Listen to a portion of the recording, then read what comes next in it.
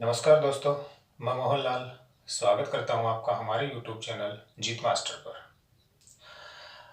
आज हम ट्रांस हिमालय के बारे में बात करेंगे। पीछे का जो वीडियो है उसमें हमने हिमालय की उत्पत्ति कौन से काल में हुई है, किस प्रकार से हुई है, उसके बारे में क्या किया था, अध्ययन किया था। आज हम अध्ययन करेंगे ट्रांस हिमालय का। ट्रांस हिमालय की उत्पत्ति कब हुई, ठीक है ना।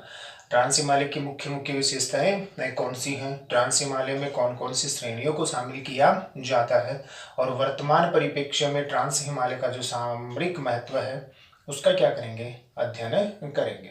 ठीक है, तो पहला जो भाग है वो अपना कौन सा है, ट्रांस हिमालय।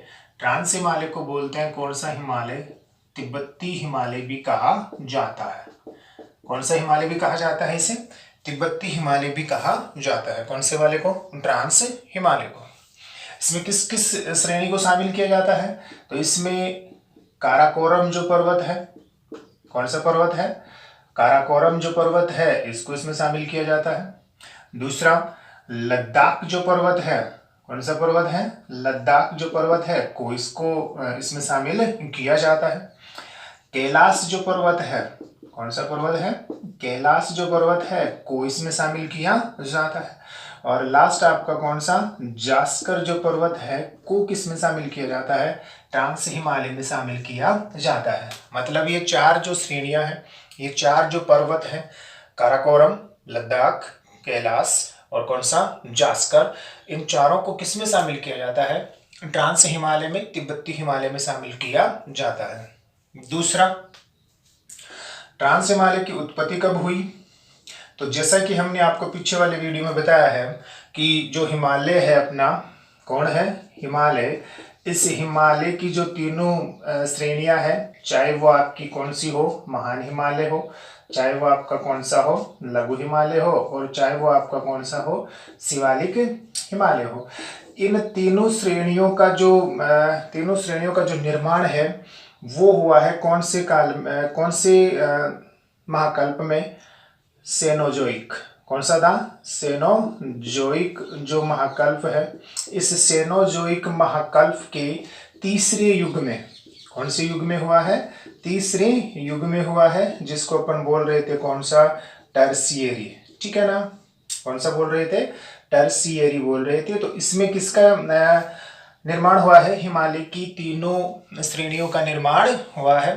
टर्शियरी जो युग है इसके अलग अलग कालों में, जैसे महान हिमालय का इयोसीन में, लघु का मायोसीन में और शिवालिक का प्लायोसीन में हुआ है। परंतु अगर अपन बात करें किसकी उत्पत्ति की, ट्रांस हिमालय की, तो ट्रांस हिमालय की जो उत्पत्ति है वो हिमालय की इन तीनों श्रेणियों से पहले ही हो गई थी। मतलब ट्रांस हिमालय का जो निर्माण है वो हिमालय से पहले ही हो गया था। मेसोजोइक जो महाकल्प है उसके क्रिटेशियस काल में, कौन से काल में, क्रिटेशियस काल में। ठीक है, कौन से काल की बात है, क्रिटेशियस काल में। कौन से महाकल्प के अंतर्गत आता है ये, तो ये मेसोजोइक के अंतर्गत आता है। किसके अंतर्गत है, मेसोजोइक महाकल्प। कौन सा हो जाएगा, मेसोजोइक महाकल्प। तो मेसोजोइक महाकल्प के क्रिटेशियस काल में किसका निर्माण हुआ है, ट्रांस हिमालय का निर्माण हुआ है। हमें क्या ध्यान रखना है, हमें ये ध्यान रखना है कि ट्रांस हिमालय का निर्माण हिमालय की तीनों श्रेणियों से पहले ही मेसोजोइक महाकल्प के क्रिटेशियस काल में हो गया था। ठीक है, आगे की बात करते हैं। अभी हमने आपको क्या बताया कि इस ट्रांस हिमालय में काराकोरम, लद्दाख, कैलाश और किसको शामिल किया जाता है, जास्कर पर्वत को शामिल किया जाता है। तो किस प्रकार से है, आइए मैप के द्वारा इसको समझने का प्रयास करते हैं। तो ये भारत वाला जो भाग है ना, ये हो जाएगा आपका कौन सा वाला भाग, भारत का जो भाग है, ठीक है ना, ये वाला जो भाग है कौन सा हो जाएगा, ये भारत का उत्तरी भाग है। ठीक है, ये इस प्रकार से अगर अपन इसको थोड़ा सा करना चाहें तो ये हो जाएगा। अब ये जो ट्रांस हिमालय है, तो ट्रांस हिमालय में किस किस को शामिल किया गया था, एक तो काराकोरम, एक तो कौन सा वाला भाग था, तो ये वाला जो हिस्सा है वो तो अपना कौन हो जाएगा, काराकोरम हो जाएगा। ठीक है ना। काराकोरम के जस्ट बाद वाला जो भाग है वो अपना कौन सा है, लद्दाख वाला भाग है। इधर तिब्बत वाले भाग में अगर अपन आए तो ये अपना कौन सा हो जाएगा, कैलाश हो जाएगा। और ये वाला जो हिस्सा है ये अपना कौन हो जाएगा, जास्कर। मतलब पहला वाला जो भाग है ना, ये वाला जो भाग है ये अपना कौन हो गया, काराकोरम। ये कौन है, काराकोरम पर्वत है, ठीक है ना। फिर दूसरा वाला जो भाग है ये अपना कौन सा है, लद्दाख पर्वत है। तीसरा ये वाला जो भाग है वो अपना कौन सा हो जाएगा, जास्कर पर्वत है। और ये वाला जो पर्वत है वो अपना कौन सा पर्वत हो जाएगा, कैलाश पर्वत हो जाएगा। और इसी को क्या कहा जाता है, ट्रांस हिमालय कहा जाता है। इसी को कौन सा हिमालय कहा जाता है, ट्रांस हिमालय कहा जाता है, ठीक है ना। एक प्रश्न आया था आरएस में, आरएस की प्री जो एग्जाम थी उसमें एक प्रश्न पूछा गया था। चूंकि ये 4 पर्वत हैं, काराकोरम है, लद्दाख है, जास्कर है और कौन सा है, कैलाश है, ठीक है। इसके बाद में नीचे से जो है ना अपना कौन सा वाला भाग शुरू हो जाता है, महान हिमालय का। फिर महान हिमालय के बाद में अपना कौन सा आता है, लघु हिमालय। कौन सा आता है, लघु हिमालय। और इस लघु हिमालय की एक श्रेणी है, लघु हिमालय की क्या है, एक श्रेणी है जिसका नाम है कौन सा, पीर पंजाल। क्या नाम है, पीर पंजाल श्रेणी या पीर पंजाल पर्वत। तो प्रश्न ये पूछा गया था कि काराकोरम, लद्दाख, जास्कर और पीर पंजाल, ये 4 श्रेणियां दी गई थी और इनका क्रम पूछा गया था किधर से किधर, मतलब कहां से कहां, उत्तर से दक्षिण की ओर। किस ओर पूछा गया था, उत्तर से दक्षिण की ओर। इन चारों श्रेणियों का, काराकोरम का, लद्दाख का और किसका, इसके साथ ही जास्कर और किसका, पीर पंजाल का क्या पूछा गया था, उत्तर से दक्षिण की ओर क्रम पूछा गया था। तो सबसे उत्तर में सही है, नंबर 1 पर कौन आएगा, काराकोरम। नंबर 2 पर कौन आएगा, लद्दाख। नंबर 3 पर कौन आएगा, जास्कर। और नंबर 4 पर आएगा आपका कौन सा, पीर पंजाल, ठीक है ना। तो इस प्रकार का प्रश्न पूछा जा चुका है, आप ध्यान रखना। दूसरी बात, पीर पंजाल जो श्रेणी है ये ट्रांस हिमालय का भाग नहीं है। पीर पंजाल जो है ना वो कौन से हिमालय का भाग है, लघु हिमालय का क्या है, भाग है, ठीक है ना, ध्यान रख लोगे। अब ये जो ट्रांस हिमालय है, इस ट्रांस हिमालय की मुख्य मुख्य विशेषताओं की अगर अपन बात करें तो मुख्य विशेषताएं ये हैं कि जो ट्रांस हिमालय है ये ट्रांस हिमालय वनस्पति विहीन भाग है। मतलब यहाँ वनस्पति का क्या है, अभाव है, वनस्पति यहाँ पाई नहीं जाती है। कौन से हिमालय में, संपूर्ण जो ट्रांस हिमालय है इसमें। दूसरी विशेषता, ये जो ट्रांस हिमालय है ये बर्फ से ढका हुआ है या हिम से आच्छादित है।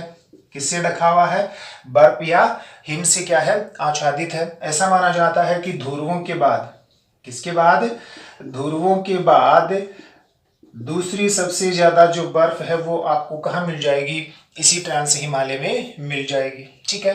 तो पहली विशेषता आपको वनस्पति का अभाव है, दूसरा बर्फ से ढका हुआ है।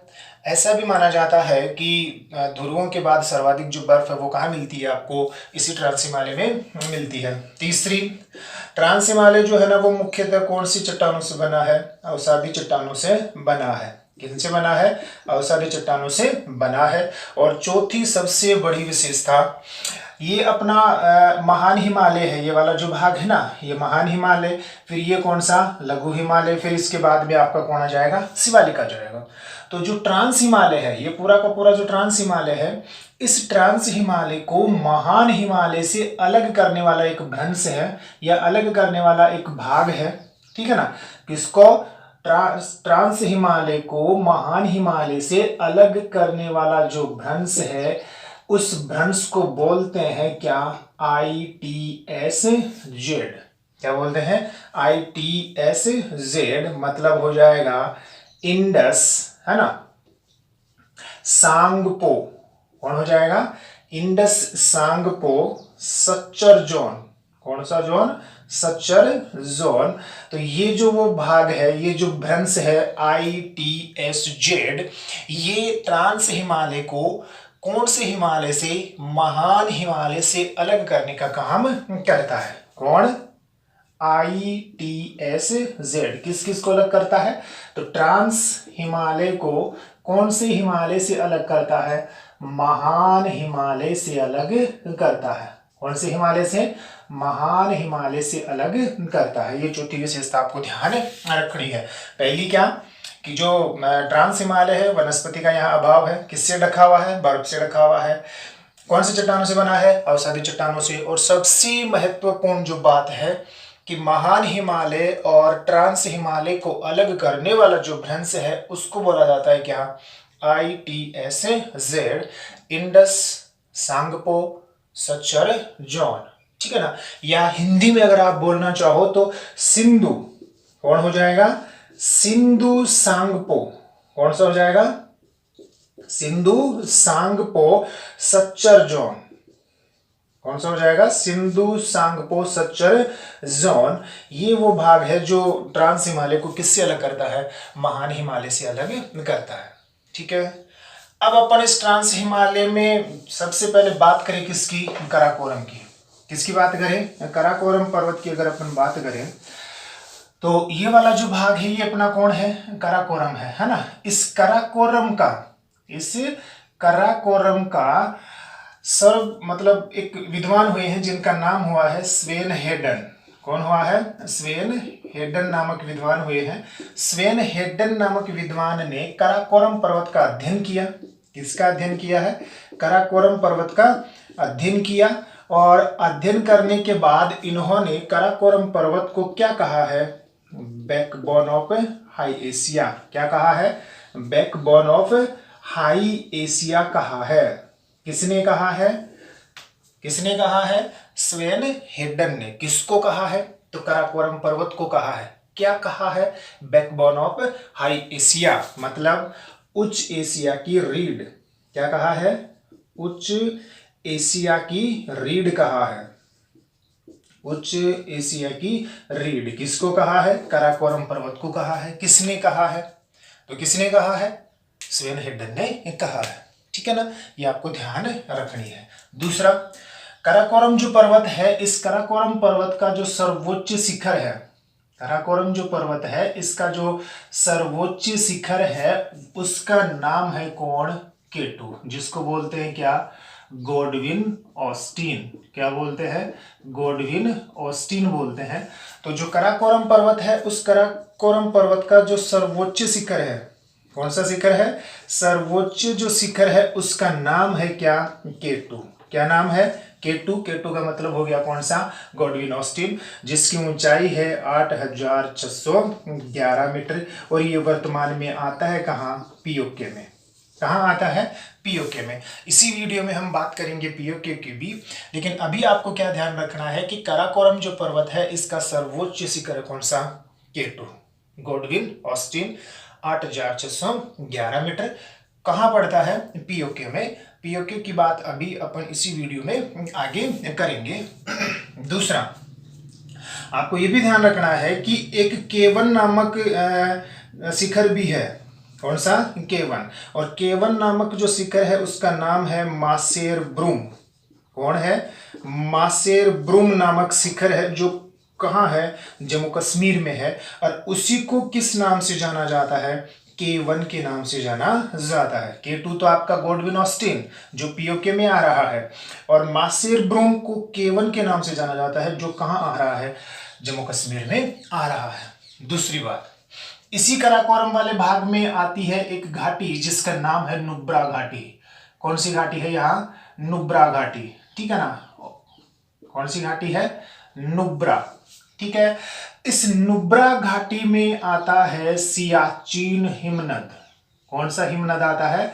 सियाचिन हिमनद आता है। और ये सियाचिन हिमनद जो है ना ये सामरिक दृष्टि से बड़ा ही क्या है? महत्वपूर्ण है। इसकी बात भी हम जो है ना अभी इसी वीडियो में करेंगे।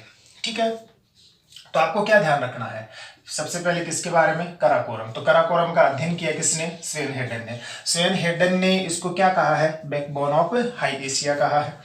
इस काराकोरम पर्वत का जो सर्वोच्च शिखर है वो कौन सा है? K2। K2 का मतलब कौन हो गया? गॉडविन ऑस्टिन, जो 8611 मीटर ऊंचा है और है कहाँ? पीओके में। ठीक है। K1 नामक एक शिखर और भी है जिसका नाम है कौन सा? मासेर ब्रूम। इस मासेर ब्रूम को किस नाम से जाना जाता है? K1 के नाम से है। कहाँ? जम्मू कश्मीर में है। कहाँ है? जम्मू कश्मीर में। ठीक है, अब अपन बात करेंगे लद्दाख की। किसकी बात करें? लद्दाख की। तो लद्दाख जो है, इस लद्दाख का सर्वोच्च शिखर, लद्दाख का जो सर्वोच्च शिखर है वो है राकापोसी। कौन सा है? राकापोसी। राकापोसी जो है, इसके बारे में ये माना जाता है कि ये विश्व की सर्वाधिक तीव्र ढाल वाली चोटी है, या तीव्र ढाल वाला शिखर है। कौन? राकापोसी। क्या माना जाता है? ये विश्व का सर्वाधिक ढाल वाला शिखर, या सर्वाधिक ढाल वाली चोटी, या सर्वाधिक तीव्र ढाल वाली चोटी मानी जाती है, या शिखर माना जाता है। किसको? राकापोसी को। और राकापोसी है किसका सर्वोच्च शिखर? राकापोसी है किसका सर्वोच्च शिखर? लद्दाख का सर्वोच्च शिखर है। ठीक है, ध्यान रख लोगे। अब अपन बात करें सिंधु नदी की। कौन सी नदी की? सिंधु नदी। तो सिंधु नदी जो है ना, ये निकलती है अपनी ये जो कैलाश पर्वत है, तिब्बत वाला जो भाग है, यहाँ से निकलती है। ठीक है, यहाँ से निकलने के बाद लद्दाख और जास्कर के मध्य से होकर बहेगी। लद्दाख और किसके मध्य से होकर बहती है? जास्कर के मध्य से होकर बहती है। कौन सी नदी? सिंधु नदी। किस किस के मध्य से? लद्दाख एवं किसके मध्य से होकर बह रही है? जास्कर के मध्य से। तो लद्दाख एवं जास्कर के मध्य से बहती हुई सिंधु नदी लद्दाख के बुंजी नामक स्थान पर, कौन से स्थान पर? बुंजी नामक स्थान पर बनाती है क्या? सिंधु गोर्ज। क्या बनाती है? सिंधु गोर्ज, जो गहरा है कितना? मतलब गहरा है, इसकी गहराई है कितनी? 5200 मीटर। और इस आधार पर ये सिंधु जो गोर्ज है, ये भारत का सर्वाधिक गहरा गोर्ज है। क्या है ये?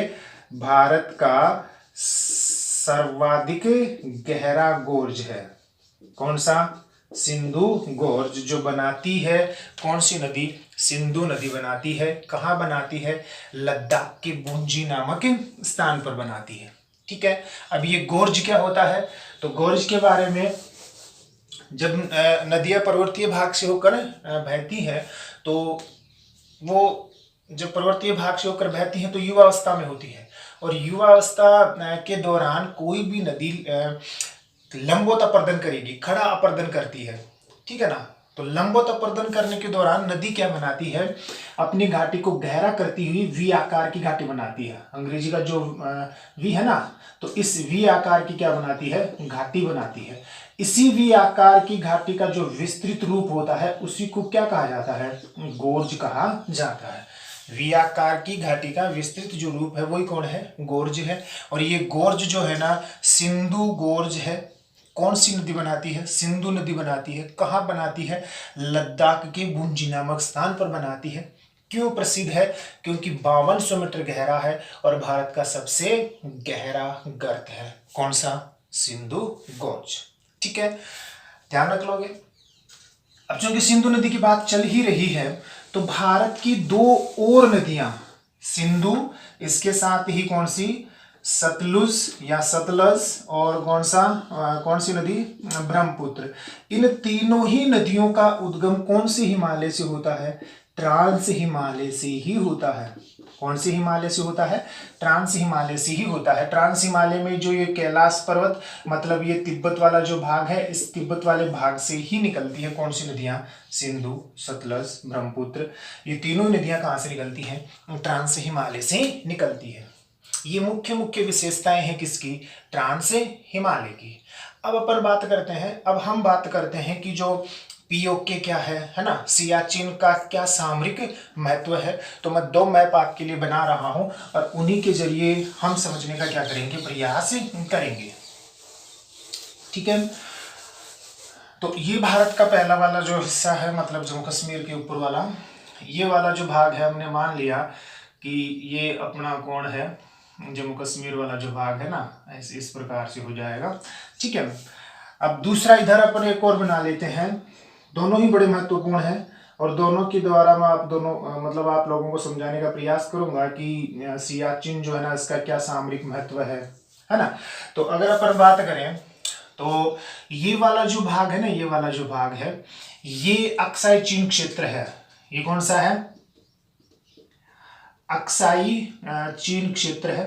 ठीक है। अक्साई चीन क्षेत्र का मतलब हो गया कि जब भारत और चाइना के मध्य युद्ध हुआ था 1962 में, तो चाइना ने जम्मू कश्मीर की कुछ भाग पर क्या कर लिया था, अधिकार कर लिया था, और वो यही भाग है जिसको किस नाम से जाना जाता है, अक्साई चीन क्षेत्र, या आप इसको बोल सकते हो COK। क्या बोल सकते हो, COK, चाइना ऑक्युपाइड कश्मीर, है ना, चाइना अधिकृत कश्मीर इसको बोला जा सकता है। ठीक है, इस प्रकार से है ये, है ना, एक छोटा सा भाग यहाँ है और छोटा सा भाग इस प्रकार से है, ध्यान रख लोगे।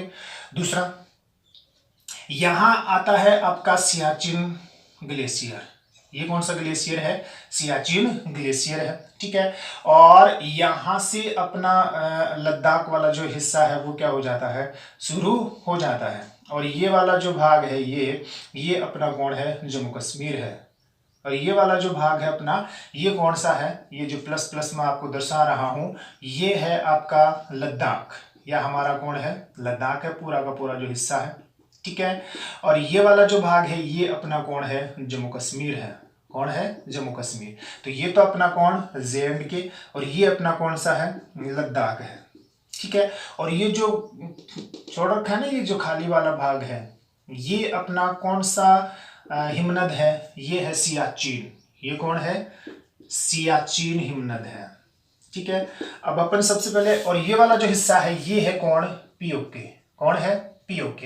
और इसी POK वाले भाग में, इसी POK वाले भाग में इधर आते हैं दो बड़े ही प्रसिद्ध स्थल है जो अभी चर्चा में है। एक तो कौन सा, गिलगित, और एक यहीं पर आता है आपका कौन सा, बाल्टिस्तान। कौन सा आता है, बाल्टिस्तान। ठीक है, और फिर नीचे की ओर आओगे तो इधर आ जाएगा आपका पाकिस्तान का कौन सा वाला भाग, मुजफ्फराबाद। कौन सा आ जाएगा, मुजफ्फराबाद। यहीं पर आता है आपका मीरपुर। यहीं पर आपका कौन सा आता है, मीरपुर। और इनको, ये वाला जो हिस्सा है इसको वो बोलता है किस नाम से, आजाद कश्मीर के नाम से। ठीक है, ध्यान रख लोगे, मतलब ये आजाद कश्मीर, जिसमें प्रसिद्ध जो है ना वो गिलगित और कौन सा है, बाल्टिस्तान है। तो ये तो आपका COK मतलब अक्साई चीन क्षेत्र, ये अपना कौन, लद्दाख, ये अपना कौन, जम्मू कश्मीर, और ये वाला जो भाग है वो कौन है, सियाचिन है। जम्मू कश्मीर का स्पेशल स्टेटस आपको पता ही है कि कब खत्म कर दिया गया। जम्मू कश्मीर का जो स्पेशल स्टेटस है वो 5 अगस्त, मतलब इस प्रकार से अपन करें कि आर्टिकल 370 को कब रिमूव कर दिया गया यहाँ से, 5 अगस्त 2019 को। ठीक है, और दोनों जो जम्मू कश्मीर और लद्दाख है इनको क्या बना दिया गया, यूनियन टेरिटरीज बना दिया गया। मतलब क्या बना दिया गया है, केंद्र शासित प्रदेश बना दिया गया। कब बने ये दोनों के दोनों, ये प्रभावी हो गए आपके 31 अक्टूबर 2019 को। ठीक है ना, तो 370 5 अगस्त को रिमूव हुआ, केंद्र शासित प्रदेश बन गए दोनों के दोनों, जम्मू कश्मीर और कौन सा, लद्दाख, 31 अक्टूबर 2019 को। ठीक है, जैसे ही केंद्र शासित प्रदेश बने तो भारत में 28 राज्य हो गए, 9 केंद्र शासित प्रदेश हो गए। परंतु आपको ध्यान रखना है कि आने वाले समय में ये केंद्र शासित प्रदेशों की संख्या कितनी हो जाएगी, 8 हो जाएगी। क्यों हो जाएगी, क्योंकि जो दादर नगर हवेली है, कौन सा है, दादर नगर हवेली जो केंद्र शासित प्रदेश है, और जो दमन एवं दीव जो केंद्र शासित प्रदेश है, इन दोनों को एक करने का जो अध्यादेश है, मतलब विधेयक है, वो संसद में क्या है, विचाराधीन है। तो जैसे ही वहां से वो अधिनियम बनता है, घटकर कितने हो जाएंगे, 8 हो जाएंगे। ठीक है ना। दूसरा, जम्मू कश्मीर जो है ना ये विधानसभा से युक्त केंद्र शासित प्रदेश है, और लद्दाख जो है ना वो विधानसभा से रहित क्या है, केंद्र शासित प्रदेश है। RK माथुर, कौन, RK माथुर लद्दाख के क्या हैं, उपराज्यपाल हैं, उपराज्यपाल बनाए गए हैं इसके, लद्दाख के। और GS मुर्मू, कौन, GC मुर्मू, ये GC मुर्मू जो है ये किसकी राज्यपाल, उपराज्यपाल बनाए गए हैं, जम्मू कश्मीर के उपराज्यपाल बनाए गए हैं। पहली बात तो आपको ये ध्यान रखनी है। दूसरी बात करें अपन सियाचिन की, तो सियाचिन जो है ना ये कराकोरम नुब्रा घाटी में, कराकोरम की कौन सी घाटी में, नुब्रा घाटी में, काराकोरम वाला जो भाग है ना, इस काराकोरम में एक घाटी है, मैंने पहले भी आपको नाम बताया है, कौन सा, नुब्रा घाटी। इस नुब्रा घाटी में पड़ता है कौन सा हिमनद, सियाचिन हिमनद। और सियाचिन जो हिमनद है ये पहले पाकिस्तान के अधिकार क्षेत्र में था, बाद में इसको भारतीय सेना ने क्या किया, अपने अधिकार क्षेत्र में लिया। तो कब लिया, तो सियाचिन जो है इसको भारतीय सेना ने अप्रैल 1984, कब की बात है ये, अप्रैल 1984 में ऑपरेशन मेघदूत, कौन सा, ऑपरेशन मेघदूत चलाकर, कौन सा चलाकर, ऑपरेशन मेघदूत चलाकर भारतीय सेना ने किसके ऊपर अधिकार कर लिया, सियाचिन के ऊपर अधिकार कर लिया। तो सियाचिन है कहाँ, सियाचिन है काराकोरम की नुब्रा घाटी में। भारत का सबसे बड़ा हिमनद माना जाता है, कौन सा, सियाचिन। अभी सियाचिन के ऊपर किसका अधिकार है, भारत का अधिकार है। ऑपरेशन मेघदूत चलाकर भारतीय सेना ने इसके ऊपर क्या किया है, अधिकार किया है। और एक और बात कि सियाचिन जो हिमनद है, कौन, सियाचिन जो हिमनद है, ये विश्व का सबसे अधिक ऊंचाई पर स्थित युद्ध मैदान माना जाता है, कौन, सियाचिन। सर्वाधिक ऊंचाई पर स्थित, किस पर स्थित है, सर्वाधिक ऊंचाई पर स्थित युद्ध का मैदान, स्थित क्या है ये, युद्ध का मैदान माना जाता है, कौन, सियाचिन। कौन माना जाता है, सियाचिन माना जाता है, ठीक है ना।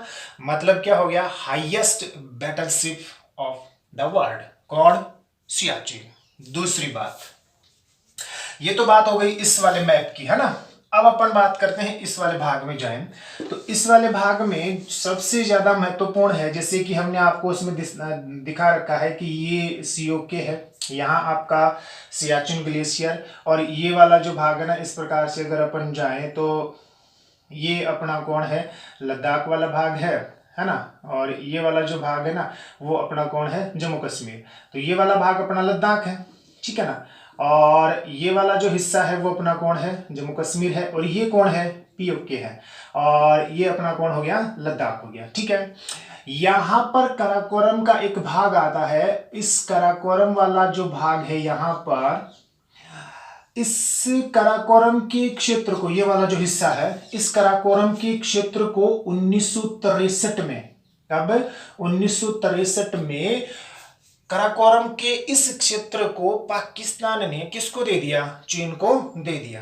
किसको दे दिया, चीन को, ठीक है ना। तो अपन अब क्या, अब हम क्या कह सकते हैं कि एक तो ये वाला जो हिस्सा है पूरा का पूरा, ये चीन के अधीन है। जम्मू कश्मीर का ये जो भाग है, इस पर किसका नियंत्रण है, चीन का नियंत्रण है। और काराकोरम का ये वाला जो भाग है, ये भी किसके नियंत्रण में है, चीन के नियंत्रण में है, ठीक है। अब ये क्यों महत्वपूर्ण है, तो इसलिए महत्वपूर्ण है क्योंकि चीन की एक परियोजना है जिसका नाम है ओबोर।